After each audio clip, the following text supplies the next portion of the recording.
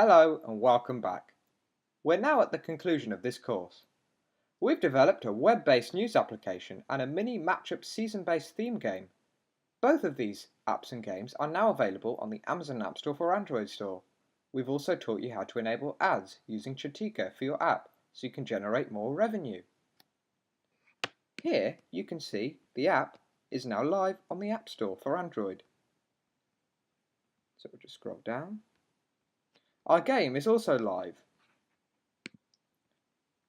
We hope you've enjoyed this course, but we're not finished yet. We've added a PDF lecture which tells you exactly what you need to do in order to publish your app to the Google Play Store. In the future, we'll be adding more lectures to this course, as well as completely new courses. Make sure you also check out our website, www.game-site.co.uk, for even more handy and help which are completely free. Thank you.